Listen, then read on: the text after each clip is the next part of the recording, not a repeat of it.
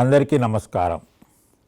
గుజరాత్ రాష్ట్ర ప్రభుత్వ ఆర్థిక సహాయం సౌజన్యంతో Indian institute of teacher education Gandhinagar వారు నిర్వహిస్తున్నటువంటి ఏక భారత్ శ్రేష్ఠ భారత్ అనే కార్యక్రమంలో శిక్షార్థ్ టీచర్ ట్రైనింగ్ ఉపాధ్యాయ శిక్షణలో ఈరోజు మనం ఉన్నాం.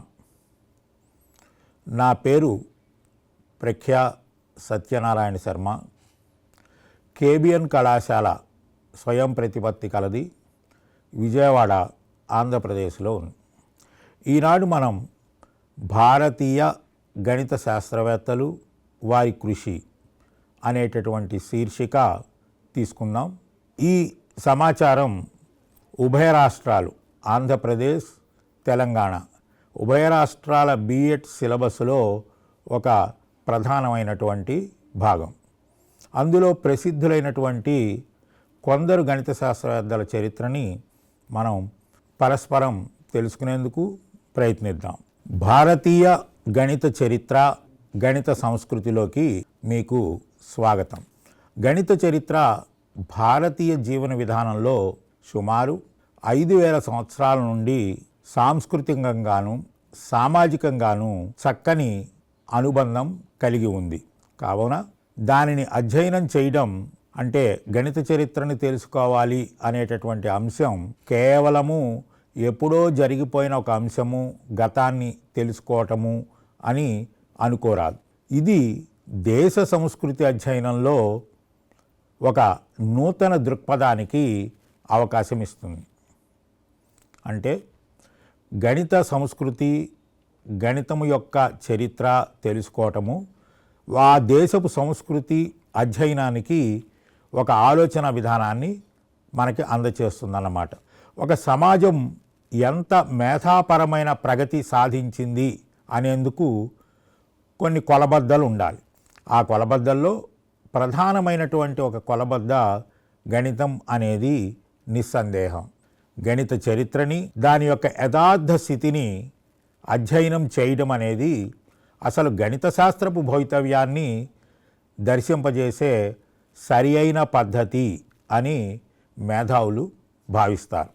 అయితే కేవలము ఒక దేశంలో లేదా గణితం అనేది కదా సంస్కృతి, మళ్ళీ దేశానికి ఎందుకు అని కనుక మనం అనుకుంటే, ఒక దేశవాసులు తమ దేశ గణిత వారసత్వాన్ని చూసి ఆ గొప్పదనానికి గర్వపడేలాగా చేయటం, అంటే మన పూర్వీకులు ఇంత బాగా సాధించారు అనే అంశము నిజంగా స్ఫూర్తిదాయకమవుతుంది.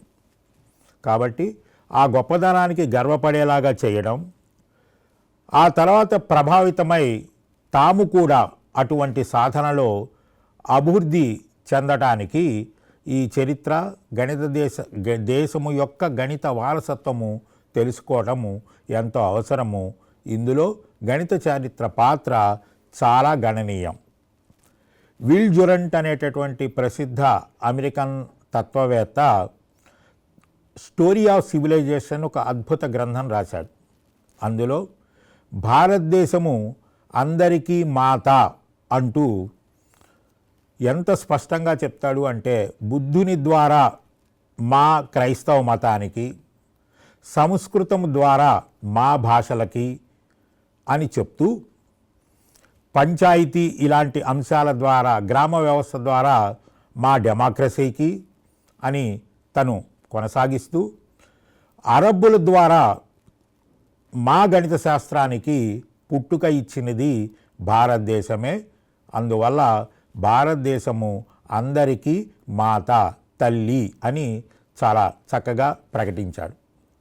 కాబట్టి ఈ అంశాల దృష్ట్యా చూస్తే గణిత చరిత్ర అనేది గణితము ఎంత అవసరమో అనే విషయాల్లో అంగీకరించడంలో ఎటువంటి సందేహం లేదు. ఇక ఇప్పుడు భారతదేశపు గణితము మూలాలు ఎక్కడ ఉన్నాయి అనే అంశంలోకి మనం వెళ్దాం. అత్యంత ప్రాచీన గ్రంథాలు అసలు ఎవరు రాశారో కూడా తెలియని స్థితిలో ఉండేవి. అందుకనే అపౌరుషేయాలు అనడం మనకు తెలుసు. అలాంటి వేదాలు, వాటిని అనుసరించి వచ్చినటువంటి వేదాంగాలు, బ్రాహ్మణాలు, వేదాంగ జ్యోతిష వంటి పుస్తకాలు, జామితి ఇట్లాంటి అంశాలు నిర్వచించేటటువంటి సులభ సూత్రాలు, బౌద్ధ జైన సాహిత్యాలు, పురాణ గ్రంథాలు, అలాగే పెషావర్ ప్రాంతంలో జరిగినటువంటి బక్షాలి అనే ప్రాంతంలో జరిగిన బక్షాలి వ్రాతపతి, ఇలాంటి అన్ని వనరులు మన భారతదేశపు గణితముని పరిచయం చేసుకోవటానికి చాలా బాగా ఉపయోగపడతాయి. అనంతర కాలంలో శాస్త్రవేత్తల దగ్గరికి వచ్చేసరికి ఆర్యభట్ట, వరాహమిహిర, బ్రహ్మగుప్త మొదలైనటువంటి అనేక మంది గణిత శాస్త్రజ్ఞులు మన గణితంలో ఎంతో కృషి చేసి విశేషాలు సాధించారు. అలాంటి గణిత శాస్త్రజ్ఞుల పరంపరా విశేషాలు మన భారతీయ గణితానికి ఎంతో వైభవాన్ని ఇస్తారు. ఇప్పుడు మనం ఆర్యభట్టని పరిచయం చేసుకుందాం. ఆర్యభట్ట సామాన్య శకం 476లో పుట్టాడు. అస్మెక జనపదం, ఈ అస్మెక జనపదం తను పుట్టిన ప్రదేశం అని చెప్పాడు. ఆ కాలంలో మహాజనపదాలు అని మొత్తం 16 ఉండేవి. అందులో ఒకటి అస్మెక జనపదం. పరిశోధకుల అభిప్రాయం ప్రకారం ఇది గోదావరి, నర్మదా పరివాహ మధ్య భారత ప్రాంతం అంటారు. అంటే ఒక ఆలోచన ప్రకారం ఇది మధ్యప్రదేశ్, ఆంధ్రప్రదేశ్, తెలంగాణ ఈ ప్రాంతపు మధ్యలో ఎక్కడో ఈ అస్మెక జనపదం ఉండేది అని కొంతమంది పరిశోధకుల అభిప్రాయం. చాలా కుతూహలం కలిగించే విషయం ఏంటంటే తెలంగాణ ప్రాంతమని, ఇందులో ప్రస్తుతము ఒక ప్రసిద్ధమైనటువంటి నగరం బోధన్, ఇది ఆ అస్మెక జనపదానికి రాజధాని అని కొందరి అభిప్రాయం. అయితే అందరూ వ్యాఖ్యానకర్తలు కూడా, అలాగే ప్రస్తుతము ఈ ఆర్యభట్ట యొక్క రచనలు ఏవైతే ఉన్నాయో వాటి ప్రాచుర్యము, వీటిని పరిశీలిస్తే కేరళ తిరువాన్కూర్ ప్రాంతం ఏదైతే ఉందో అది ఆర్యభట్ట పుట్టిన స్థలము అని చెప్తారు. సరే, ఈ వివాదాల్ని కాసేపు పక్కన పెడితే కుసుమపురంలో నేను నివాసమున్నాను అని ఆయన స్పష్టంగా చెప్పాడు. ప్రస్తుత పాట్నా ఏదైతే ఉందో దాన్ని కుసుమపురంగా భావిస్తారు. అంటే మధ్యప్రదేశ్ లేదా తెలంగాణ లేదా ఆంధ్రప్రదేశ్ పరిసర ప్రాంతంలో పుట్టాడా, కేరళలో పుట్టాడా అనే విషయాన్ని పక్కన పెడితే అక్కడి నుంచి బీహార్ రాష్ట్రంలో ఉన్నటువంటి పాట్నాలో ఆయన విద్య కోసం వెళ్ళాడని, నలందా విశ్వవిద్యాలయంలో తన యొక్క చదువుని కొనసాగించానని తాను స్పష్టంగా చెప్పాడు. ఆశ్చర్యకరమైన విషయం ఏంటంటే తన 23వ ఏటే ఆయన ఆర్యభటీయ గ్రంథం అనే దాన్ని రాయడం జరిగింది. ఈ ఆర్యభటీయ గ్రంథం పూర్వ గ్రంథాలు ఏవైతే ఉన్నాయో వాటన్నిటికన్నా కూడా చాలా ఖచ్చితమైన పద్ధతులు, గణన కలిగి ఉన్నాయని.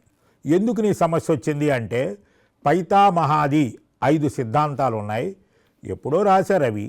ఆ 5 సిద్ధాంతాల్లో గణనలు ఏవైతే ఉన్నాయో అవి సరిగ్గా లేకపోవడం, ఆ కాలంలో ఆ గణనల ప్రకారం సరైన ఫలితాలు రాకపోవడం వల్ల ఒక రకంగా ఆ సిద్ధాంతాల మీద నమ్మకం పోయే పరిస్థితిలో ఖచ్చిత గణనలతో గ్రంథరచన ఆయన కొనసాగించడం జరిగింది.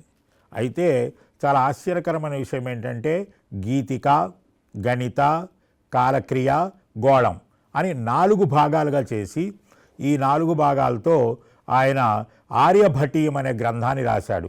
అది కూడా తన 23వ ఏట. సో తన 23వ ఏట ఆర్యభట్ట ఈ గ్రంథాన్ని రాసినట్లుగా తనే ప్రకటించడం జరిగింది. ఒక లెక్క ప్రకారం అది మార్చి 21, 499వ సంవత్సరంగా చెప్పబడుతుంది. ఈ ఎంత క్లిష్టమైన శైలి అతనికి ఉండేది అంటే తర్వాత వ్యాఖ్యానకర్తల్లో తెలుగువాడైనటువంటి కోదండరామ అని ఆయన శైలి గురించి వ్యాఖ్యానిస్తూ ఇది వజ్రమయమని, పర్వతాదపి కఠినమయమని, వజ్రం ఎలాగో పర్వతాలు ఎలా కఠినంగా ఉంటాయో ఈయన శైలిని అర్థం చేసుకోవటం కూడా చాలా కష్టము అని ఆయన ప్రకటించడం జరిగింది. ఇక దశగీతికా పాదం, ఇది మొట్టమొదటిది అన్నమాట. ఈ దశగీతికా పాదంలో ఈయన సంఖ్యలకు అక్షరాలని కోడింగ్గా వాడాడు. ఇది చాలా విచిత్రమైన అంశం. గీతి అనేటటువంటి ఛందస్సు వాటికి ఉపయోగించటం వల్ల దీనికి గీతికాపాదం అని వచ్చింది. అయితే 10 శ్లోకాలు ప్రధానంగా ఉన్నాయి కాబట్టి ఇంకా ఒకటో రెండో ముందర వెనకాల ఉంటాయి, కానీ ప్రధానమైనటువంటి సబ్జెక్టుకు అనుగుణమైనవి 10 ఉన్నాయి కాబట్టి దాన్ని దశ గీతికాపాదం అని పేరు పెట్టారు. ఇక ఆయన చేసిన పని ఏంటో చూద్దాం. సంఖ్యలని సాంకేతికంగా సూచించాడు. అంటే ఈ కాలంలో కోడింగ్ థియరీ అంటుంటాం, అలాంటిదన్నమాట. క 1, ఖ 2, గా 3 ఈ రకంగా కాతో మొదలుపెట్టి హల్లుల్ని బా 23, భా 24, మా 25 దాకా వచ్చాడు. అంటే కాతో మొదలుపెట్టి మా దాకా 1 నుంచి 25 దాకా సంఖ్యల్ని కేటాయించాడు. ఆ తర్వాత యా 30, రా 40, సా అలా కొనసాగించి సా 90, హా 100 అని ఇచ్చాడు. ఇక అచ్చులు ఆ 1 దాన్నే మనం 10⁻0 అనొచ్చు. ఆ 10⁻1, ఈ 10 స్క్వేర్, ఈ 10 క్యూబ్, ఊ 10⁻4 ఇలా కొనసాగిస్తూ వచ్చాడు. ఇటువంటి పద్ధతిని ఇంకా ఏ ఇతర గ్రంథాల్లో అంతకు పూర్వం లేకపోవడం, తర్వాత వాళ్ళెవరూ కూడా ఈ పద్ధతిని పూర్తి స్థాయిలో వాడటానికి సాహసించకపోవటం అనేది మనం గమనించవచ్చు. అయితే అప్పటికే భూత సంఖ్యా పద్ధతి అని ఒక పద్ధతి ప్రచారంలో ఉంది. ఈ భూత సంఖ్యా పద్ధతి అంటే ఏమిటో కూడా ఒకసారి పరిశీలిద్దాం. సంఖ్యలను సూచించేటటువంటి పదాలన్నమాట. అంటే ఉదాహరణకి చేతులు మనకి 2 ఉంటాయి, లేదా భుజాలు 2, కాబట్టి భుజ అనే పదం వాడితే 2, లేదా నేత్ర కళ్ళు 2, కాబట్టి నేత్రాన్ని కనుక ఒక పద్యంలో లేక ఒక శ్లోకంలో ఉంటే అర్థం అది 2ని సూచిస్తోందని అర్థం. ఆకాశ లేదా గగన ఇలాంటి పదాలు 0ని సూచించేవి. పృథ్వీ 1 ఉంటుంది కదా, భూమి 1. గ్రహాలు మామూలుగా మన నమ్మకం 9, కాబట్టి గ్రహ అనే పదం వాడితే 9. ఈ రకమైనటువంటి పద్ధతిలో భూత సంఖ్యా పద్ధతి అనేది ఒకటి ఉంది అప్పటికే ప్రచారంలో. కానీ ఆయన దానికి భిన్నంగా ఈ ఇప్పుడు మనం చెప్పుకున్నటువంటి పద్ధతి ఏదైతే ఉందో దాన్ని ఉపయోగించాడు. ఇప్పుడు ఆయన యొక్క సబ్జెక్టులో మనకి సూర్యుని భ్రమణాలు సూచించడం ఎన్ని భ్రమణాలు ఉంటాయి అంటే 43,20,000. నిజానికి అది చాలా పెద్ద నెంబరు, కానీ ఆశ్చర్యకరంగా ఆర్యభట్ట దాన్ని క్యూ గ్రూ అన్నాడు. 43,20,000 సూచిస్తుందో ఒకసారి పరిశీలిద్దాం. క్యూ అంటే అర్థం కా ఉ, యా ఉ, ఘా రు. ఇప్పుడు ఖా అంటే ఇందాక నేను చెప్పిన పద్ధతిలో, నేను కాదు సాక్షాత్తు ఆర్యభట్ట చెప్పిన పద్ధతిలో ఖా అంటే 2, ఊ అనేది 100 స్క్వేర్ని తెలియజేస్తుంది.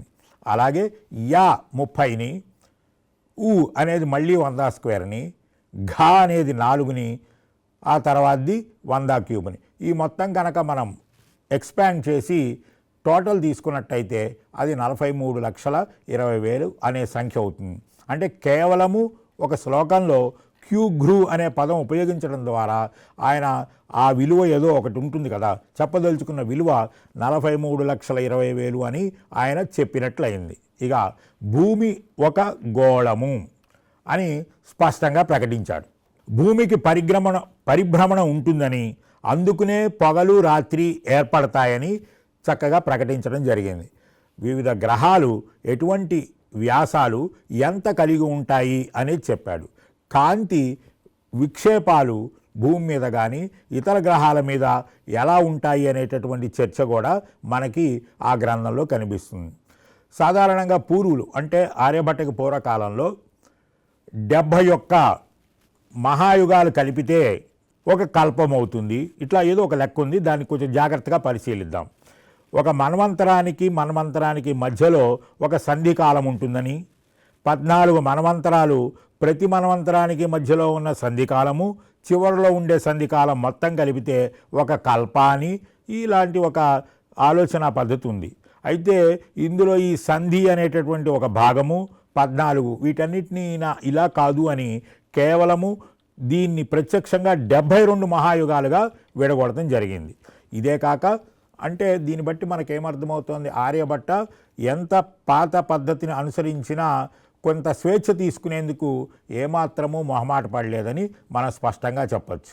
ఇక ఆయన యొక్క దీనిలో శాపము, మనం అనుకునే డిగ్రీ, నిమిషాలు, వీటి కొలతలు, అలాగే యోజనం అంటే ఒక పెద్ద దూరము, అంగుళం అంటే మనం అనుకునే ఒక చిన్న కొలత.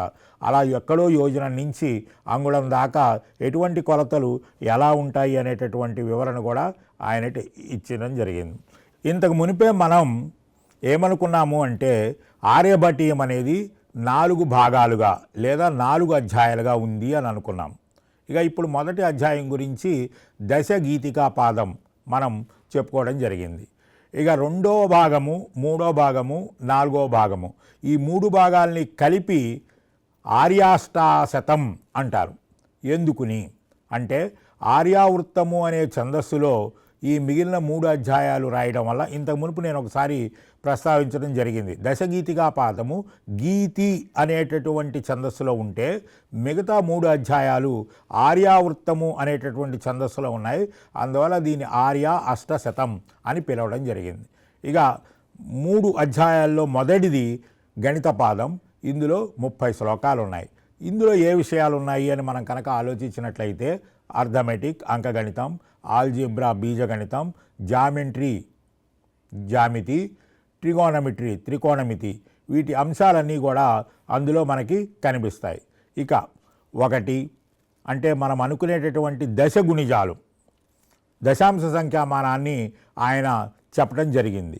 దీనివల్ల ఆర్యభట్ట 0 ప్రస్తావన చేయడము ఉపయోగించటము జరిగింది. కాబట్టి కొంతమంది అభిప్రాయం ప్రకారము ఆర్యభట్ట 0 కనుక్కున్నాడు అని మనకి చాలా పుస్తకాల్లోనూ, ఒకప్పుడు జనరల్ నాలెడ్జ్ బిట్లోనూ, నిజం చెప్పాలంటే కొన్ని సినిమా పాటల్లో కూడా ఆర్యభట్ట కనుక్కున్న 0 నీ నడుము అంటూ రచయితలు వాడటం మనం గమనిస్తూ ఉన్నాం. నిజానికి ఆర్యభట్ట 0 యొక్క లక్షణాలని చక్కగా ప్రకటించడం జరిగిందే తప్ప 0 అనేది ఎవరో తెలియని ఎప్పటి కాలం నుంచో భారతదేశంలో రూపుదిద్దుకున్నటువంటి ఒక అద్భుతమైన భావన అనే నిజాన్ని మనం అంగీకరించాలి. అయితే ఒక పుస్తకంలో 0 యొక్క వినియోగము, దాని గురించినటువంటి ప్రక్రియలు ఎలా ఉంటాయి అనే విషయాన్ని ఆర్యభట్ట చెప్పడం మాత్రం జరిగింది. ఇక దశ గుణించాలంటే మనకు తెలుసు కదా, 10, 100 అలా కొనసాగేవి. వీటి యొక్క వర్గాలు ఎలా కనుక్కోవాలి, ఘనాలు ఎలా కనుక్కోవాలి, వర్గమూలం ఎలా కనుక్కోవాలి, ఘనమూలం ఎలా కనుక్కోవాలి, ఇలాంటి విషయాలు పద్ధతుల్ని ఆయన చర్చించడం జరిగింది. ఇక క్షేత్రగణితం మెన్సురేషన్, ఇందులో అనేక పటాల యొక్క కొలతలు, వృత్తం, శంఖువు, త్రిభుజం, వీటి ధర్మాలు ఎలా ఉంటాయి, వైశాల్యాలు ఎలా ఉంటాయి అనే విషయాన్ని కూడా ఆయన విస్తృతంగా చర్చించడం జరిగింది.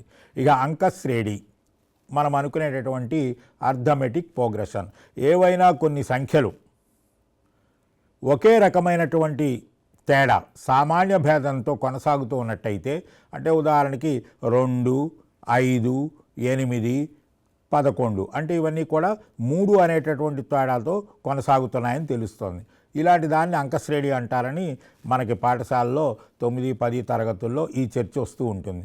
ఇక ఇలా ఉన్నటువంటి సంఖ్యల్లో 1 square plus 2 square plus 3 square ఇలాగా ఎంతవరకైనా వెళ్తే, అంటే 1 square plus 2 square plus 3 square so on and so fourth plus n square మొత్తం ఎంత అవుతుంది అంటే సిగ్మా n స్క్వేర్, దాని విలువ ఏంటి.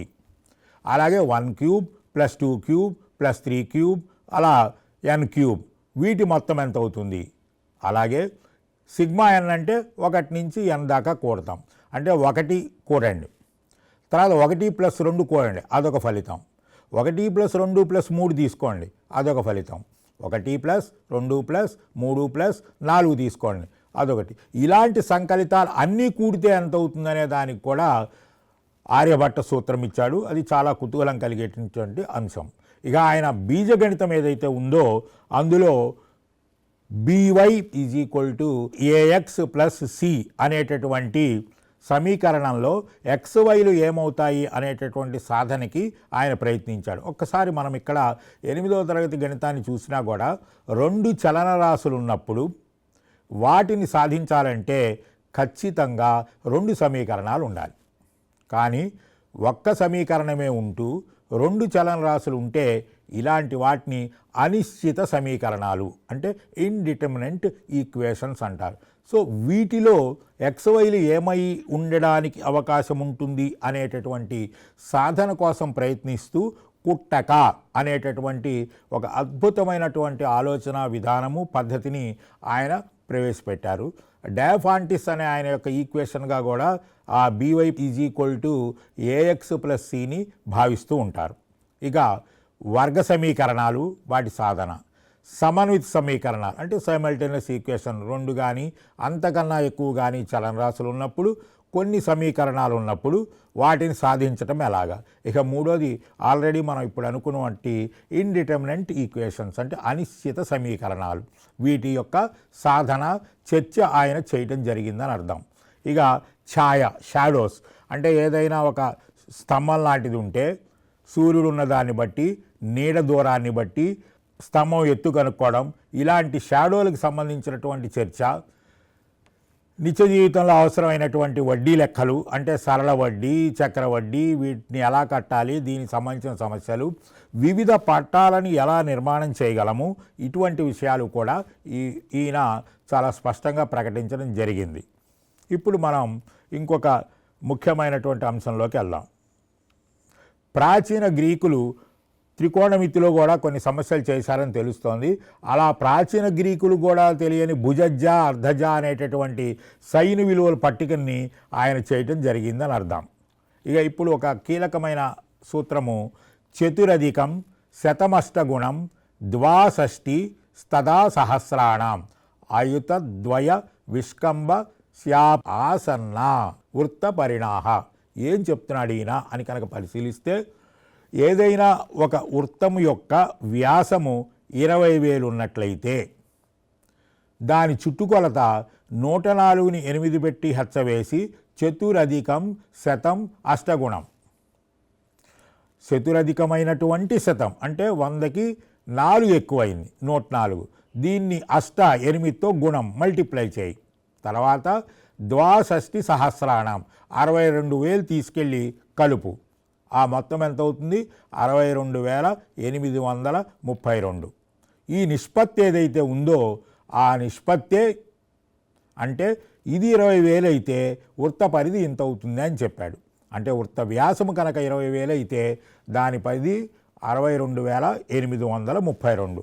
మనందరికీ కూడా చాలా స్పష్టంగా తెలుసు, వృత్త పరిధి, వృత్తం యొక్క వ్యాసము, ఈ రెండిటి నిష్పత్తి స్థిరంగా ఉంటుంది అని అర్థం. అంటే వృత్త వ్యాసము ఎంత ఉన్నప్పటికీ కూడా పరిధి తదనుగుణంగా ఉండి ఒకే నిష్పత్తిలో ఉంటుందని మనకు తెలుసు. దీన్నే మనం పై అని పిలుస్తాం. రకరకాల సందర్భాల్లో పై విలువ 22/7 అని కొందరు, 3.14 అని కొందరు ఇలా ఉపయోగిస్తూ ఉండడం కూడా మనకు తెలుసు. అయితే ఈ నిష్పత్తి ఏం తెలుపుతుంది అంటే పై విలువ 3.1416. చాలా ఆశ్చర్యకరమైన విషయం ఏంటంటే, ఎప్పుడో ప్రాచీనుల నుంచి, భారతీయుల నుంచి సులభ సూత్రాల్లోనూ, అలాగే ఆర్కిమిడిస్ లాంటి వాళ్ళు, గ్రీకులు ఈ పై విలువ ఎంత ఉంటుందని నిరంతరం వాళ్ళు చాలా ప్రయోగాలు చేయడం జరిగింది. అయితే వీళ్ళెవరికి తట్టనటువంటి ఒక అద్భుతమైన ఆలోచన, నిజానికి ప్రపంచంలో తొలిసారి ఈ పై అనేటటువంటి దాని విలువ ఖచ్చితము కాదు అంటూ 4 దశాంశ స్థానాలకి ఖచ్చితంగా చెప్పి కూడా ఆయన ఆసన్న, that means an approximate value అని విస్పష్టంగా ప్రకటించాడు. అయితే ఈ పై అనేది ఒక కరణీయ సంఖ్య, irrational number, that means which cannot be expressed as a ratio of 2 integers wear the denominator is not equal to 0 అనే మన భావన ఏదైతే ఉందో, ఈ పై అనేది ఒక కరణీయ సంఖ్య అనే భావము తొలిసారి స్పష్టంగా మనకి ఆర్యభట్ట రచనలో, ఆయన కరణీయ సంఖ్య అనే పదం వాడి ఉండకపోవచ్చు, కానీ ఇది ఇచ్చిన విలువ ఆసన్నంగానే ఉంటుందే తప్ప ఖచ్చితంగా ఉండదనేటటువంటి భావన ఆయనకుంది. ఆయన తర్వాత 1300 ఏళ్ళు గడిస్తే తప్ప ల్యాంబర్ట్ అనేవాడు ఈ సంగతిని నిరూపించలేకపోయాడు. దీన్ని బట్టి అప్పటి సమకాలీన ప్రపంచం కన్నా ఎన్ని ఏళ్ల ముందర మన విజ్ఞానము, ఇలాంటి మేధావుల విజ్ఞానం ఉందో మనకు అర్థమవుతోంది. ఇక తర్వాత కాలంలో ఇంకా కొన్ని ఏళ్ళు గడిచిన తర్వాత దీన్ని బీజాతీత సంఖ్య, ట్రాన్స్డెంటల్ నెంబర్ అని మరికొంతమంది నిరూపించారు. ఇందాక మనం ప్రస్తావించుకున్నటువంటి త్రికోణమితి సైన్ పట్టికలు, అర్ధజ అనేటటువంటి r sin θ అనే నిర్వచనం, ఉత్తమజ తీటా అనేది r × 1 - cos θ అని, అలాగే కాస్ తీటా విలువ సైన్ 90 మైనస్ తీటా అవుతుందని, cos minus theta cos theta అవుతుందని కొన్ని విషయాల్లో గ్రీకు విజ్ఞానం కన్నా భారతీయ విజ్ఞానం ప్రత్యేకించి ఆర్యభట్ట ఆలోచనలు ఉన్నాయని మనం అర్థం చేసుకోవచ్చు. ఇక నెక్స్ట్ మనకు తెలిసింది మూడోది కాలపాదం. ఇందులో 20 శ్లోకాలు ఉన్నాయి. ఈ కాలపాదంలో కాలమానం గురించి, గ్రహగతుల గురించి విస్తారంగా వర్ణించడం జరిగింది. ఇక లాస్ట్ది గోళపాదం. ఇందులో ఒక 50 శ్లోకాలు ఉన్నాయి. ఉత్తరాయణమని, దక్షిణాయనమని, సూర్యుడు తన పరిభ్రమణ మార్గాన్ని ఎలా వెళ్తూ ఉంటుందని, గ్రహాల మధ్య దూరాన్ని బట్టి భూమి మీద వచ్చేటటువంటి కాంతుల యొక్క వ్యత్యాసాలు, ఇతర గ్రహాల మీద కాంతిలో ఎలా వ్యత్యాసాలు వస్తాయనేటటువంటి విషయాల్ని ఆయన చర్చించడం జరిగింది. ఇక గోళపాదంలోని 2 శ్లోకాలను గమనిస్తే అనులోమ గతిర్నౌస్త అనేటటువంటి ఒక శ్లోకము, ఉదయాస్తమయం నిమిత్తం అనేటటువంటి ఇంకో శ్లోకం బట్టి భూమి తన చుట్టూ తాను పరిభ్రమిస్తోంది. అంతేకాక భూమి భ్రమణం పట్ల స్పష్టమైనటువంటి అభిప్రాయం కలిగినట్లుగా మనకు స్పష్టంగా అర్థమవుతుంది.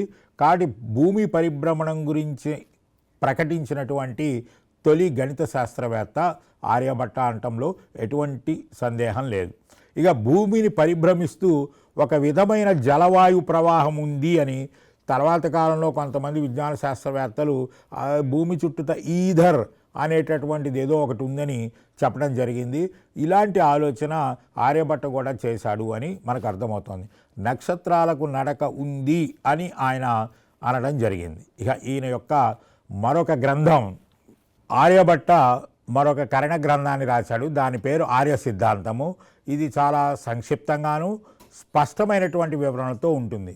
ఇది సరిపోయేటట్టుగా బ్రహ్మగుప్త ఖండకాజ్యక అనేటటువంటి ఒక గ్రంథాన్ని రాశాడు.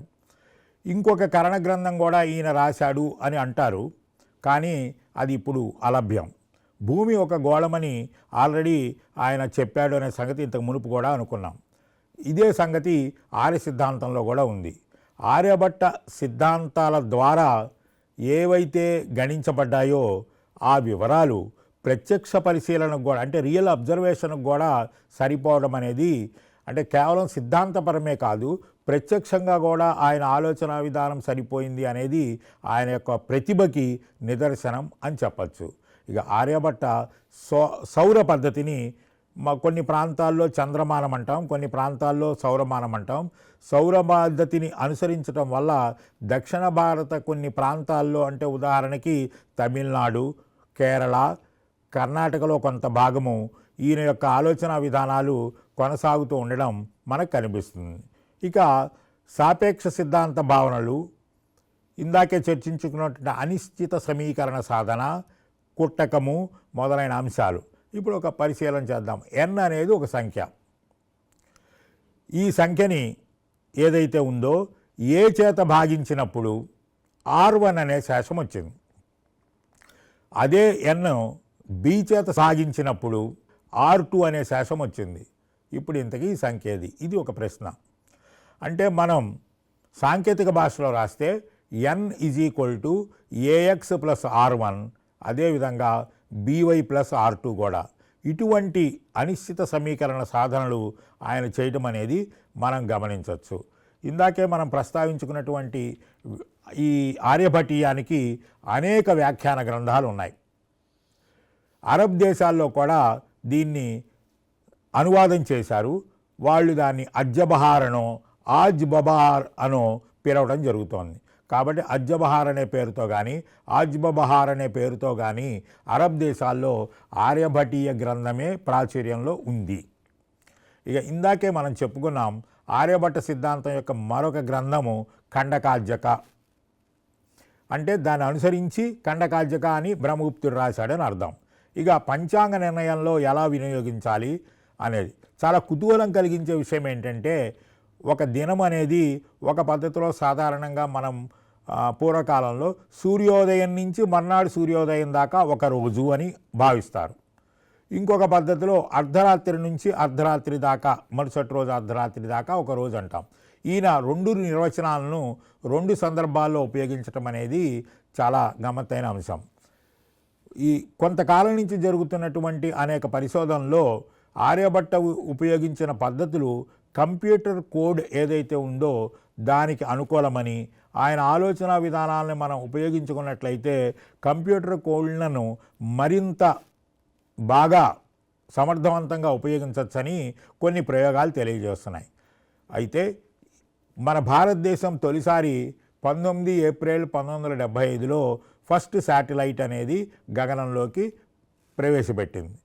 ఆశ్చర్యకరమైన అంశం ఏంటంటే ఆర్యభట్ట యొక్క కృషికి గౌరవం చూపిస్తూ ఆ శాటిలైట్కి ఆర్యభట్ట అని పేరు పెట్టారు. ఒక్కసారి ఆ ₹2 నోట్ని మీరు పరిశీలించండి.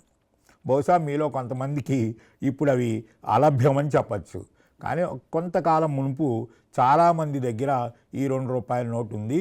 ఒకవేళ ఈ క్షణంలో మీ దగ్గర లేకపోతే ఆర్యభట్టను గుర్తు చేసుకుంటూ ఆ ₹2 నోటుని మీ దగ్గర అట్టే పెట్టుకోండి జాగ్రత్తగా. ఎందుకుని అంత ప్రాముఖ్యత ఈ ₹2 నోటు కంటే? దానికి ఏదో వేరే విలువ ఉందని కాదు నా ఉద్దేశం చెప్పడం. ఈ ₹2 నోటు మీద అటువైపు ప్రింట్ అయి ఉన్నటువంటి శాటిలైట్ అదే ఆర్యభట్ట అనేటటువంటి శాటిలైట్. ఇప్పుడు మనం ఆర్యభట్టకి మనం ఒక నమస్కారం చెప్పి తర్వాత మరొక ప్రసిద్ధమైనటువంటి శాస్త్రవేత్త దగ్గరికి వెళ్దాం. ఆయన వరాహమిహిరుడు. 499 సంవత్సరంలో పుట్టాడు. 587 దాకా ఉండడం జరిగింది. కపిత్తక అనే ప్రాంతం అనే ప్రాంతంలో పుట్టాడు. ఇది ఎక్కడ ఉంది అనేటటువంటిది పరిశోధిస్తే ఉజ్జయినికి సమీపంలో ఉంది అని. తండ్రి ఆదిత్యదాసుడు అని తనే చెప్పాడు. అంతేకాక తనకు విజ్ఞానాన్ని బోధనలు చేసినటువంటి గురువు తన తండ్రి అని చెప్పాడు. కాబట్టి ఆ వరాహమిహిరునికి అవసరమైనటువంటి ఈ జ్యోతిష్య, గణిత, ఇతర శాస్త్రాల జ్ఞానాన్ని తండ్రి గురువుగా బోధించాడు అనేది అర్థమవుతోంది. ఆయన యొక్క రచనలు పరిశీలించినప్పుడు గొప్ప అధ్యయనశీలి అనే అంశం కూడా మనం ఒప్పుకోవచ్చు. 2వ విక్రమాదిత్యుడి ఆస్థానంలో వరాహమిహిరుడు ఆస్థానంలో పండితుడిగా ఉండేవాడు. ఇంతకు మునుపు ఆర్యభట్ట దగ్గర కూడా చెప్పాం పైతామహాది 5 సిద్ధాంతాలు అని. అవి ఏమిటి అంటే పౌలిస, రోమక, వశిష్ఠ, సూర్య, పైతామహ. పైతామహ అంటే పితామహ, బ్రహ్మ సిద్ధాంతం అని. ఈ 5 సిద్ధాంతాల్లోని లోపాలు ఏమైనా ఉంటే అంటే కాలం గడుస్తున్న కొద్దీ లెక్కల్లో కొన్ని తప్పులు వస్తాయి. అలాంటి అంశాలన్నింటినీ సంస్కరించి అభివృద్ధి చేసి ఒక చక్కని సిద్ధాంతాన్ని మన ముందర ఉంచాడు. దాని పేరే పంచసిద్ధాంతిక. కొంతమంది పరిశీలకులు ఈ పౌలిస, రోమక అనేటటువంటి పేరుతో ప్రాచీన భారతీయుల్లో ఏ శాస్త్రజ్ఞులు లేరని, కాబట్టి ఈ 2 కూడా గ్రీక్, బాబిలోనియన్ పద్ధతులు అని కూడా కొన్ని పదాల సారూప్యాన్ని బట్టి భావిస్తూ ఉంటారు. అయితే ఆయన అధ్యయనశీలి కాబట్టి అక్కడి నుంచి గ్రహించి ఉండొచ్చు. కానీ ఆయన ప్రకటించిందంతా కూడా చక్కని సంస్కార రూపంలో సంస్కరించబడిందే. ఇక లఘుజాతకం అనే పుస్తకము, అలాగే యోగయాత్ర అనే పుస్తకము, వివాహ పటలము అనే పుస్తకం కూడా ఆయన రాయటం జరిగింది. తర్వాత కలియుగం అర్ధరాత్రి ప్రారంభమైనటువంటి ఆలోచన ఆయన గణన చేశారు. అంటే దీని గురించి కొంత చర్చ ఉంటుంది. కలియుగం ఉదయం ప్రారంభమైందని కొందరంటే అర్ధరాత్రి ప్రారంభమైందని కొందరు అన్నారనమాట. మళ్ళీ ఈయన కూడా భూమి గోళాకారం అని చాలా స్పష్టంగా చెప్పాడు. అంతేకాక భూమికి ఆకర్షణ శక్తి ఉందనేటటువంటి ఆలోచనను కూడా వరాహమిహిరుడు చేయడం జరిగింది. ఖగోళ శాస్త్రాలు అనేటటువంటి ఒక శీర్షికన అనేక అంశాలు కూడా యంత్రాల గురించి చెప్పాడు. బృహజ్జాతకము అనేటటువంటిది ఇంకొక గ్రంథం ఆయన రాసింది. ఇందుకు అనుగుణంగా నవాంశ గణితం, ఇవన్నీ కూడా జ్యోతిష్యము, వాటి ఫలితాలు, దీనికి సంబంధించిన చర్చలు కలిగి ఉంటాయి.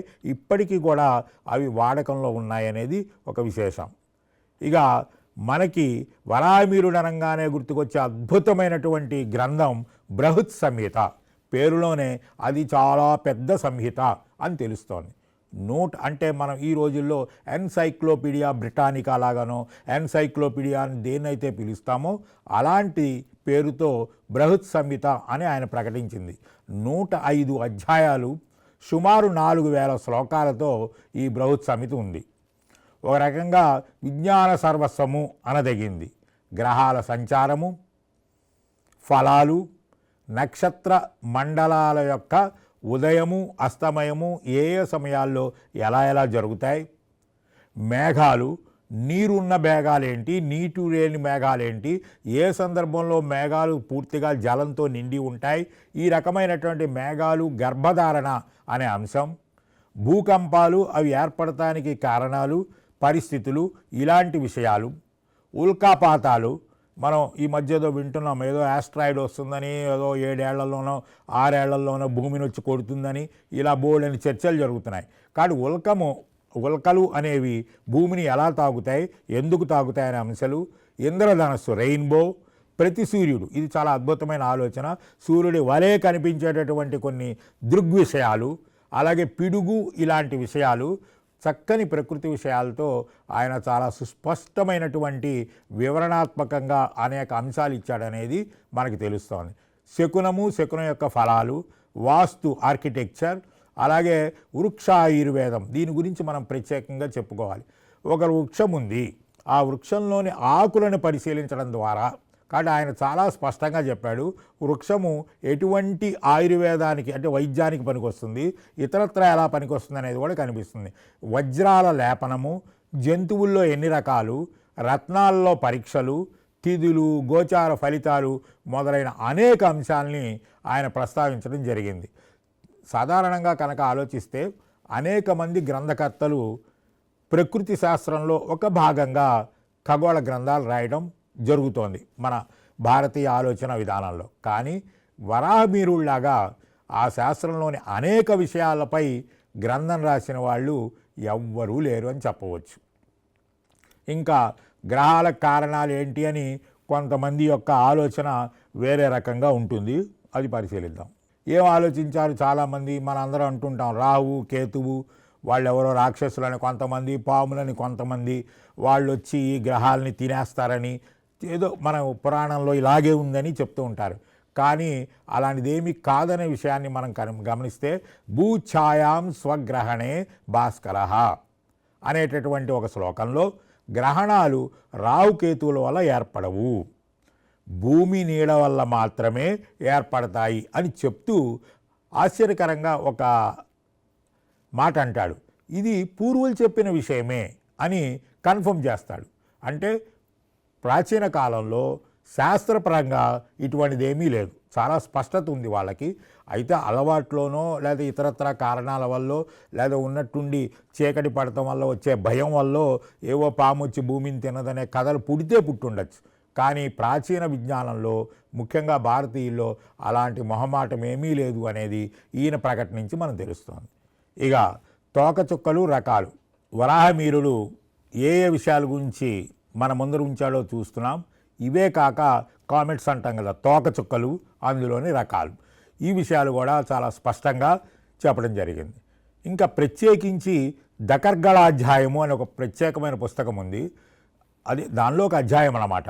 భూమిని పట్టి నీరు అంటే ఏ రకాల భూమిలో ఎంతెంత లోతున నీళ్లు ఉంటాయి, అసలు నీళ్లు ఉంటాయా లేదా, ఉంటే ఆ నీరు తాగటానికి అనుకూలంగా ఉంటాయా ఉండవా, అంటే భూమి స్వభావాన్ని కూడా ఆయన స్పష్టంగా చెబుతూ చాలా వివరంగా ఇచ్చారు. జలనాడులు, ఏ రకంగా మనిషికి శరీరంలో రక్తం ప్రవహించేందుకు నరాలు నాడులు అంటాం కదా అవి ఉంటాయో అలాగే భూమిలో కూడా జలనాడులు ఉంటాయి అని చెప్పాడు. ఇంతేకాకుండా నీటి ప్రవాహం ఎలా ఉందని గుర్తించడానికి చెట్లని పుట్టల్ని పరిశీలించే పద్ధతుల్ని మన ముందర ఉంచడం జరిగింది. ఆకులను పరిశీలించడం ద్వారా భూగర్భంలో ఉండేటటువంటి లోహాల లక్షణాలు, ఖనిజాల అంచనా అనేది, ఇది చాలా ప్రస్తుత ప్రపంచంలో దీన్ని బయోమెటలర్జీగా చెప్తారు. ఈ బయోమెటలర్జీ డిపార్ట్మెంట్ ఎక్కడున్నప్పటికీ కూడా ప్రత్యేకించి వరాహమీరుడు రాసినటువంటి ఆ గ్రంథము, అందులో కూడా ఈ దకర్గళాధ్యాయము అనే చాప్టర్ని స్టడీ చేస్తున్నట్లుగా మనకి సమాచారం ఉంది. ఇక స్త్రీ ప్రశంస అధ్యాయం అనేది ఒక ప్రత్యేకమైన అంశం. ఆయన ఏమంటాడంటే రత్నాని విభూషయంతి యోష అని ఒక శ్లోకము, దాన్ని అనుసరించి ఇంకో శ్లోకం ఉంది. అందులో స్త్రీల గురించి ఒక గమ్మత్తైనటువంటి వ్యాఖ్యానం చేస్తాడు. ఏమంటాడంటే ఆభరణాలు రత్నాలు ఇవి ఆడవారికి అంటే స్త్రీలకు అందాన్ని తెస్తాయి అని అంటున్నారయ్యా, ఇది చాలా తప్పు అన్నాడు. అదేంటి అని అడిగితే నిజానికి స్త్రీల వల్లే రత్నాభరణాలకి ఆభరణాలకి బంగారానికి అందం వస్తోంది అంటాడు. సో ఇంత స్పష్టంగా ఆయన స్త్రీలను ప్రశంసిస్తూ స్త్రీలలో మంచి గుణాలు అనేవి ఉంటాయి, వాటిని గుర్తించకుండా ఏదైనా ఒక చిన్న దోషం ఉంటే అవి మాత్రమే వర్ణించే వాళ్ళు ఎవరైనా ఉంటే వాళ్ళు దుర్జనులు, దుర్మార్గులు, మొహమాటం లేదు పొమ్మని చెప్పాడు. ఇక ఆయన యొక్క ఆలోచన విధానం ఏమిటి అని కనుక తెలిసినట్టయితే, పూర్వాచార్య గ్రంథానో అంటే నాకన్నా ముందర ఎవరైనా మనుషులు ఉంటే, అంటే పూర్వాచారులు ఉంటే వాళ్ళందరూ కూడా రాసిన గ్రంథాల్ని నేను చదివాను అంటూ బోళ్ళంతమంది పూర్వ ఋషులను పేర్కొన్నాడు. ఇదే కాక వాళ్ళ గ్రంథాల్లో ఏమున్న విషయము చెప్పాడు. అంతేకాక అన్యాన్ బహూన్, ఇంకా చాలామంది ఉన్నారు, అనేక పుస్తకాలు చదివాను, అనేక మంది పూర్వాచారులను నేను స్టడీ చేస్తే నేను ఈ మాత్రం రాయడానికి కారణం ఇదే అని చెబుతూ, యవనులు అంటే మనం అనుకునేటటువంటి గ్రీకులు, వాళ్ళు మ్లేచ్చులే, అంటే మన దేశం వాళ్ళు కాదు, వేరే ఆలోచనలు ఉన్నవాళ్ళు అయినప్పటికీ కూడా వారిలోని శాస్త్రాల కారణంగా వారిని ఋషుల వలె పూజించాలి అంటాడు. అంటే ఆయన యొక్క ఆలోచనకి ఇది ఒక అద్భుతమైన ఉదాహరణ. మన శత్రువా మన మిత్రుడా కాకుండా ఎదుటివాడిలో మంచి ఎక్కడున్నా కూడా, శాస్త్రజ్ఞానం ఎక్కడ ఉన్నా సరే వాళ్ళు కూడా ఋషులే అని. మనం ఏదో ఇప్పుడు బోళ్ళని తేడాలు ఉన్నాయనుకుంటాం, అలాంటి తేడాలు మన పూర్వీకుల్లో దాదాపు చాలామంది పాటించలేదు, పద్ధతిగానే ఉన్నారు అనటానికి మంచి ఉదాహరణ మన వరాహమీరుడి యొక్క ఆలోచన. అంతకు మునుపున్నటువంటి పంచాంగాల్లో లోపాలన్నీ సవరించాడు. పూర్వంలో ఉన్నటువంటి పంచాంగాన్ని పూర్తిగా సవరించి కాలాన్ని అనుసరించి అవసరమైన మార్పులు చేయాలి అని స్పష్టంగా హెచ్చరించాడు. ఎప్పుడో 100 ఏళ్ల క్రితమో కొన్ని 100 ఏళ్ల క్రితమో అప్పటి గ్రహాలు, వాటి యొక్క కాలాలు, వీటిని బట్టి చేసిన గణనలు కాలం మారుతున్నప్పుడు వచ్చే తేడాల వల్ల స్పష్టంగా ఫలితాలు మారతాయని, అందువల్ల కాలాన్ని అనుసరించి అవసరమైన మార్పులు ఎప్పటికప్పుడు పంచాంగంలో చేయాలి అనే సంగతిని ఆయన చెప్పడం జరిగింది. అయితే చివరిలో తన గ్రంథంలో ఏమంటాడంటే, అయ్యా నేను ఈ గ్రంథం రాశాను, ఈ గ్రంథం మనకి తెలుసు కదా, పూర్వకాలం తాటాకుల మీద వాటి మీద రాసేవాళ్ళు, లేదా దాని కాపీ మళ్ళీ రాసుకునేవాళ్ళు. ఇలా ప్లేసులు మారబట్టి కానీ వినియోగంలో కానీ, అంటే చదివేవాడు ఉపయోగించి ఎదుటివాడికి అర్థం చెప్పేటప్పుడు పొరపాటు పడవచ్చు, దాన్ని ఉపయోగించే పద్ధతిలో కానీ, లేదా నేనే తప్పుగా రాశానేమో, ఏదైనా కావచ్చు. అంటే దీన్ని కాపీ చేసేవాడు రాయటంలో తప్పు చేయొచ్చు, లేదా వినియోగంలో అర్థమయ్యేది చెప్పేవాడు పొరపాటు చేయొచ్చు, ప్లేసులు మారబట్టి వాళ్ళకు అనుగుణంగా చెప్పవచ్చు. ఇదంతా ఎందుకు, నేను కూడా తప్పులు చేయొచ్చు.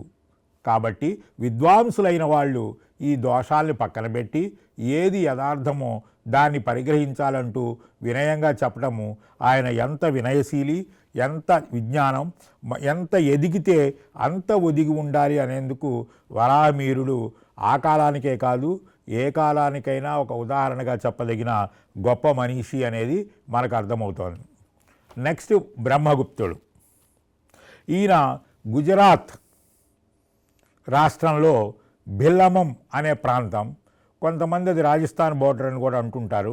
కాబట్టి బిల్లమం అనేది గుజరాత్ రాజస్థాన్కి దగ్గరగా ఉంటుందని భావించవచ్చు. ఇది ఉజ్జయిని గణిత పరిషత్తులో ఈయన చాలా ప్రముఖుడు. సో ఇక్కడి నుంచి ఆయన ఉజ్జయిని వెళ్ళటం కూడా జరిగింది. అక్కడ ఉన్నటువంటి పండితులలో ఈయన ముఖ్యంగా గణితానికి సంబంధించినటువంటి ఒక మేధావి. 30 సంవత్సరాల వయస్సులోనే బ్రహ్మస్ఫుట సిద్ధాంతము అనే గ్రంథాన్ని రాశాడు. ఈయన రచనా విధానం ఇంత మునుపు మనం పేర్కొన్నట్లుగా ఆర్యభట్టలాగా క్లిష్టంగా ఉండడము, సంక్షిప్తంగా ఉండడం కాకుండా చాలా స్పష్టంగా ఉండడం, వివరణాత్మకంగా ఉండడం అనేది బ్రహ్మగుప్త తన పూర్వీకుల కన్నా భిన్నంగా సాధించిన ఒక అద్భుతమైన విషయం. సాధారణంగా గణిత పుస్తకాలన్నీ అంతకు పూర్వకాలము అలాగే ఉండేవి, కానీ బ్రహ్మగుప్త అలా కాకుండా వివరణాత్మకంగా రాశాడు అనేది చాలా కీలకమైన అంశం. ఇక బ్రహ్మస్ఫుట సిద్ధాంతంలో మనకి 24 అధ్యాయాలు ఉన్నాయి. ఇది 1008 శ్లోకాల్లో ఉంది. ఖగోళ శాస్త్రాల విషయాలు ప్రధానమే అయినప్పటికీ కూడా ఒక పూర్తిగా 5 అధ్యాయాలు గణిత శాస్త్రానికి కేటాయించడం జరిగింది. అందులో గణితాధ్యాయం అనేది అర్థమెటిక్, అంకగణితం, అంకశ్రేణులు, గుణశ్రేణులు, ఏపీ అండ్ జీపీ, జామెట్రీ అనేటటువంటి విషయాలు, కుట్టకము అనేటటువంటి అధ్యాయము, అనిశ్చిత సమీకరణాల్లో విస్తృతమైనటువంటి విషయాలు మనకు కనిపిస్తాయి. ఆ తర్వాత మనం ఇంకొక కీలకమైన విషయాన్ని ఆలోచిద్దాం. అరబిక్లోకి ఈయన గ్రంథము సింధ్ హింద్గా ట్రాన్స్లేట్ అయింది. అది చాలా కీలకమైంది. దాని గురించి ఒకసారి నేను మీకు చెప్తాను. సామాన్య శకం 733లో బాగ్దాదులో ఇప్పటి భాషలో చెప్పాలంటే ఇంటర్నేషనల్ సైన్స్ కాంగ్రెస్ జరిగింది. కారణం ఏంటంటే ఆ ఖలీఫా గారు తన పూర్వీకులు ఏదైనా ఒక దేశానికి లేదా ఒక నాగరికతతో పరిచయం అయినప్పుడు వారు అక్కడ ఉన్నటువంటి గ్రంథాలని నాశనం చేయడం ఆయన గమనించాడు. అందువల్ల ఎంతో విజ్ఞానాన్ని మనం పోగొట్టుకున్నాం. ఇలా కాకుండా మళ్ళీ తిరిగి విజ్ఞానము ఇక్కడ ఉండాలి అనే ఉద్దేశంలో ఒక సైన్స్ కాంగ్రెస్ని నిర్వహించాడు. అది కూడా 773 సంవత్సరంలో. ఆ సంవత్సరంలోనే ఆయన బాగ్దాద్ మహానగరాన్ని కొత్తగా నిర్మించడం జరిగింది. అలా ఆహ్వానించబడిన వాళ్ళల్లో కంకా అనేటటువంటి ఒక ఉజ్జయిని పండితుడు ఉన్నాడు. ఈయన ఆహ్వానం మీదకి అక్కడికి వెళ్తూ తన దగ్గర ఉన్నటువంటి బ్రహ్మస్ఫుట సిద్ధాంతము అనే ప్రతిని తీసుకెళ్ళటం జరిగింది. అక్కడే తొలిసారి హిందువుల యొక్క దశాంశ సంఖ్యల యొక్క గొప్పతనము, హిందువులంటే వాళ్ళందరూ కూడా రోమన్ సంఖ్యల్ని పాటించేవాళ్ళు. మనందరికీ తెలుసు రోమన్ సంఖ్యల్లో 0 అనేటటువంటి ఆలోచన విధానం లేదు. ఉదాహరణకి వాళ్ళు 23 అనే నెంబర్ వేయాలనుకుంటే ఏదో 2 ఎక్స్లు పెట్టి 3 ఒకట్లు పక్కన పెడతారు. అదే 32 రాయాలంటే 3 ఎక్స్లు పెట్టి 2 ఒకట్లు పెడతారు. కానీ ఇదేమిటో ఒక ఆయన వచ్చి భారతదేశం నుంచి కేవలం 10 గుర్తులు మాత్రమే ఉపయోగిస్తూ ఎంత పెద్ద సంఖ్యనైనా వాళ్ళు ప్రదర్శిస్తున్న తీరు ఎంత అద్భుతంగా ఉంది భారతీయులది అని నమ్మి ఆశ్చర్యపోయి హిందూ దేశం నుంచి వచ్చిన ఈ దశాంశ సంఖ్యలకు హింద్సా అని పేరు పెట్టాడు. ఇప్పటికీ కూడా అరేబియన్ భాషలో సంఖ్యలని హింద్సా అనే పిలుస్తారు. అయితే ఇంత విచిత్రంగా వాళ్ళకి అనిపించింది ఆ క్షణానికి, ఇదేంటిది చాలా ఎలా చేయగలుగుతున్నారు ఇంతంత పెద్ద నెంబర్లు ఇంత చిన్న విషయాలతో అని. ఎందువలంటే 23కి 32కి 6 అంకెలే వాడుతున్నట్టుంది, కానీ రెండింటికి బోడంత తేడా కనిపించింది వాళ్ళకి. సో చాలా దేశాలు అనుమానంగా చూశాయి దీన్ని ఉపయోగించాలా వద్దా అని. మనకు తెలిసినటువంటి లియోనార్డో ఫిబోనాకీ అని ఆయన సామాన్య శకం 1202లో లైబర్ అబాసి అనే పుస్తకం రాస్తూ భారతీయ సంఖ్యామానం ప్రత్యేకించి హిందూ సంఖ్యామానం చాలా సమర్థవంతమైంది, దీన్ని వాడాలి అంటూ ఆయన ప్రకటించబట్టి ఆయన యొక్క సమర్థనతో క్రమంగా ఈ భారతీయ సంఖ్యామానం ఏదైతే ఉందో అంటే 1 నుంచి 9 మరియు 0తో వేసే ఈ విన్యాసాలు ఏవైతే ఉన్నాయో ప్రపంచంలో వ్యాప్తిలోకి వచ్చాయి. నిజానికి హిందూ సంఖ్యామానం భారతదేశాన్ని దాటి ఇతర దేశాల్లోకి వెళ్ళి వాళ్ళందరూ దాన్ని పాటించబట్టే సైన్స్లో మంచి వేగం వచ్చిందనే విషయాన్ని మనం స్పష్టంగా తెలుసుకోవచ్చు. ఇక బ్రహ్మస్ఫుట సిద్ధాంతంలో అంకగణితం ఉంది, భిన్నాల గురించి ఉంది. మనం ఇక్కడ ఒక విషయాన్ని గమనించాలి. ఏదైనా ఒక సంఖ్యకి అంటే శూన్యేతర సంఖ్య ఏ అనుకుందాం కాసేపు, a+0 ఎంత, a-0 ఎంత, a/0 ఎంత, ఓకే 0. కానీ a/0 అనంతము అనేటటువంటి ఒక ఆలోచన ఆయన చేశాడు.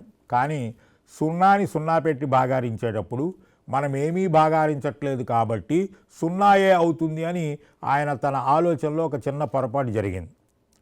దాన్నేముంది, ఆ కాలానికి ఆయన ఆలోచనలు 0/0 ఎంత కష్టమో మనకి తెలుసు. నిర్వచించటంలో ఆయన చేరాల్సినంత మెచ్యూరిటీ అంటాం మనం, అక్కడికి చేరలేదు. ఇక వడ్డీ లెక్కలు, శ్రేణులుతో పాటు జ్యామితీయ అంశాలు, పరివృత్త కేంద్ర వ్యాసార్థము, రేషనల్ త్రిభుజము ఇలాంటి అంశాలు, సమద్విబాహు ట్రెపీజియం, చతుర్భుజాలను అంతర్లిఖించటం, వీటినే ఈ కాలంలో బ్రహ్మగుప్త చతుర్భుజాలను కూడా పిలుస్తారు. పిరమిడ్, ఫ్రస్టం వాటి ఘనపరిమాణాలు, వ్యవహారిక మరియు సూక్ష్మఫలాలు, గుణ శ్రేణిలో పదాల మొత్తం, చక్రీయ చతుర్భుజంలో ధర్మాలు, వైశాల్యాలు, ఇవన్నీ కూడా ఆయన యొక్క అచీవ్మెంట్స్. టాలమీ సిద్ధాంతంగా ప్రకటించేది ఏంటంటే ABCD అంటే స్మాల్ లెటర్స్లో ABCDలు 4 కూడా చక్రీయ చతుర్భుజంలో 4 భుజాలయ్యి X ఒక కర్ణము, Y ఒక కర్ణం అయితే x into y is equal to AC plus BD అవుతుందనేది టాలమీ సిద్ధాంతంగా ప్రపంచంలో ఉంది. ఈ సిద్ధాంతాన్నే ఆయన అద్భుతంగా మనకి చక్రీయ చతుర్భుజ లక్షణాల్లో ఆయన చెప్పడం జరిగింది. ఇక మొదటి పదము సామాన్య భేదము ఎన్ పదాల మొత్తం తెలిసినటువంటి అంకశ్రేణిలో పదాల మొత్తము కనుక్కునేటటువంటి ఇస్తే ఎన్ అనే సంఖ్య ఎలా కనుక్కోవాలి అంటే మొదటి పదం ఇచ్చారు, సామాన్య భేదం ఇచ్చారు, ఎన్ పదాల మొత్తం ఇచ్చారు. దేనికి ఇచ్చారు? అంకశ్రేణికి ఇచ్చారు. ఇప్పుడు పదాలు ఎన్ని? ఎన్. దీన్ని కనుక్కునేందుకు ఒక సూత్రం ఉంటుంది. ఆ సూత్రాన్ని ఎలా చేయాలి అనే సంగతి కూడా మనకి బ్రహ్మగుప్త ఇవ్వటం జరిగింది. ఫ్రస్టమ్ ఆఫ్ ఏ పిరమిడ్ని మనం శంకుచ్ఛేదనం అనొచ్చు. దీని ఘనపరిమాణాన్ని కనుక్కునేందుకు తొలిసారిగా సూత్రం ఇవ్వటం జరిగింది. అది వి ఈజ్ ఈక్వల్ అంటే వాల్యూమ్ గుర్తు కాబట్టి h/3 అంటే ఆ శంకుచ్ఛేదం యొక్క హైట్ అనమాట. ఏబీలు పైన కింద ఉన్నటువంటి వ్యాసార్థాలు, ఏ అనేది యావరేజ్, ఇలాగ V is equal to h/3 a² + b² + a అనే సూత్రాన్ని కూడా ఆయన ఇవ్వడం జరిగింది. ఇందాకే నేను చెప్పినటువంటి టాలమీ సిద్ధాంతం ఏబిసిడి కనుక చక్రీయ చతుర్భుజం అయితే A B into C D plus A D into C B A C into B D అవుతుందనే నిరూపణ, ఇవన్నీ కూడా ఆయన ఆలోచనలో చాలా కీలకమైన అంశాలు. ఇక బీజగణితాన్ని ఖగోళ శాస్త్రానికి అద్భుతంగా అన్వయించాడు. ఇంకా చాలా కుతూహలం కలిగించే విషయం ఏంటంటే చక్రీయ చతుర్భుజం ఏదైతే ఉందో దాని యొక్క వైశాల్యానికి అంటే 4 భుజాలని కలిపితే 2s వస్తుంది అనుకుంటే ఎస్ ఏమవుతుంది? a+b+c+d/2. అప్పుడు చక్రీయ చతుర్భుజ వైశాల్యం ఎంత అవుతుందంటే √(s - a × s - b × s - c × s - d). మనకి తెలిసి హెరాన్ ఫార్ములా అని చెప్పి √(s × s - a × s - b × s - c అనేది త్రిభుజ వైశాల్యం. కానీ ఈయన ఆశ్చర్యకరంగా అన్నది ఏంటంటే ఏమీ లేదయా, ఒక చతుర్భుజంలో ఒక భుజం కనుక 0 అయినట్టయితే ఏర్పడేటటువంటి త్రిభుజ వైశాల్యము అదే అని ఈ 2 సూత్రాల మధ్య సారూప్యతని ఆయన సాధించడం జరిగింది. తర్వాత వర్గ సమీకరణ మూలాలని సాధనలు కనుక్కునే ప్రయత్నంలో ax² + bx - c = 0 అనే వర్గ సమీకరణ సాధన కనుక్కున్నారు. అలాగే మనం ఆల్రెడీ చర్చించుకున్నటువంటి nx² + 1 = y² అనేటటువంటి అనిశ్చిత సమీకరణం, అనేది పెల్స్ సమీకరణం అని తర్వాత చాలా వందలేళ్ళకు అనుకున్నారు. దాని యొక్క సాధనకి అద్భుతమైనటువంటి సైక్లిక్ పద్ధతిలో ఆయన చేయటం జరిగింది. దీన్నే మనం కుట్టక బీజగణితంగా కూడా అంటాం. అనేక ఉదాహరణలతో ఆయన ప్రస్తావించడం జరిగింది. అలాగే a/b అంటే ఒక భిన్నం వాల్యూ కనుక్కోవాలంటే ఎలా కనుక్కోవాలనుకునేందుకు కూడా ఆయన a/bని ఒక h తీసుకుని, అంటే ఉదాహరణకి 1920ని 93 పెట్టి భాగారిస్తే ఎంత, ఇది ప్రశ్న. కాసేపు h = 3 అనుకుందాం. ఇప్పుడు ఎలాగూ ఏ అనేది 1920 కాబట్టి ఆ సూత్రం ఏమిచ్చాడో మనం గమనిస్తే a/b = a/b + h plus a/b + hని h/b పెట్టి అచ్చవేస్తే ఎంత వస్తుంది అని, అలా భిన్నాల యొక్క విలువలను కనుక్కునేందుకు ఆయన ఒక మంచి సూత్రాన్ని మన ముందర ఉంచడం జరిగింది.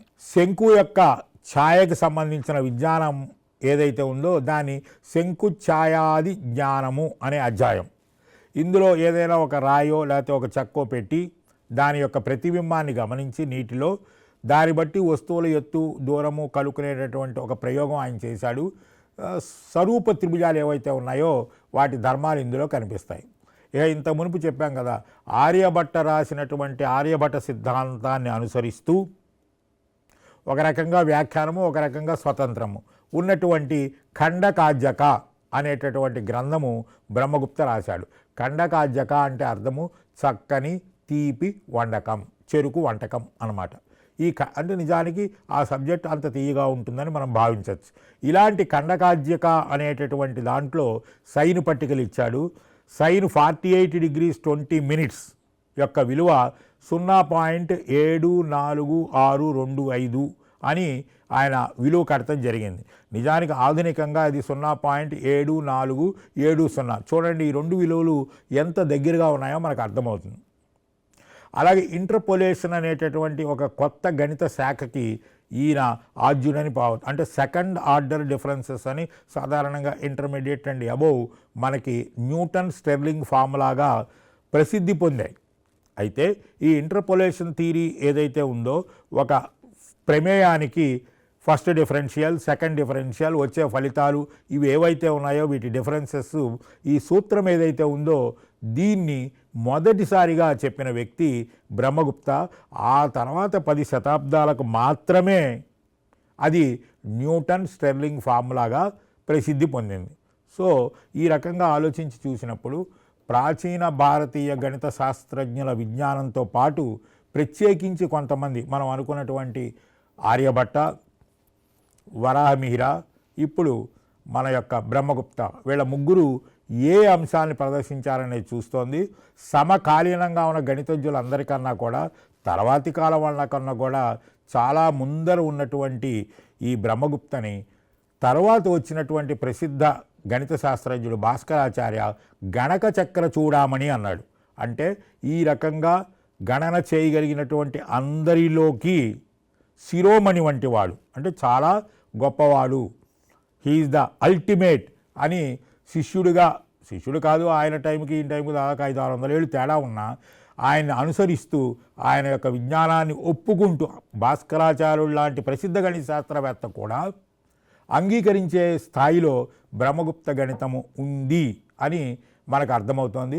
ఇంకో ఆలోచనలో కొంతమంది బ్రహ్మగుప్త 0 కనుక్కున్నాడు అని అంటూ ఉంటారు. మనం ఇందాక చర్చించుకున్నాం కదా, ఈయన కూడా 0 యొక్క ధర్మాల్ని విస్పష్టంగా ప్రకటించడం జరిగిందే తప్ప 0 మన భారతీయుల అద్భుతమైన ఆలోచన స్రవంతికి, ఈ గణక చక్ర చూడామణి యొక్క విషయాలకి మీ ముందర ఉంచే సందర్భము ఇప్పుడు మనం చూస్తున్నాం. ఇప్పటివరకు మనం ప్రాచీన భారతీయ గణిత శాస్త్రజ్ఞులను ఒకసారి గుర్తు చేసుకునే ప్రయత్నంలో అదొక సాగరం, మనం ఒక చెమ్ముడు నీళ్ళు తీసుకున్నాం అనుకోవచ్చు. అలా అద్భుతమైనటువంటి ఆ గణిత అజ్ఞుల యొక్క పరంపరలో గెలాక్సీ ఆఫ్ స్టార్స్ లాగా మనం కేవలము ఒక ముగ్గురిని మాత్రమే, అది కూడా ఊరికే పరిచయం చేసుకోవడమే చేయగలిగాం. ఇందువల్ల అంతటి ప్రజ్ఞానితుల గురించి మనం తెలుసుకోవడం కానీ, వాళ్ళ ఆలోచనలు ఎంత గొప్పవని కానీ, ఎంత లోతుల్లోకి వాళ్ళు వెళ్ళారనేది కానీ మనకున్నటువంటి పరిధిలో అయ్యే పని కాదు. నిజానికి మనం ప్రయత్నించినా కూడా అది సాధ్యమయ్యే పని కాదు. అంతటి గొప్ప మహానుభావులు మనం చెప్పుకున్నటువంటి ఆర్యభట్ట, తర్వాత వరాహమిహిర, ఆ తర్వాత బ్రహ్మగుప్త, వీళ్ళ ముగ్గురు నుంచి మాత్రమే.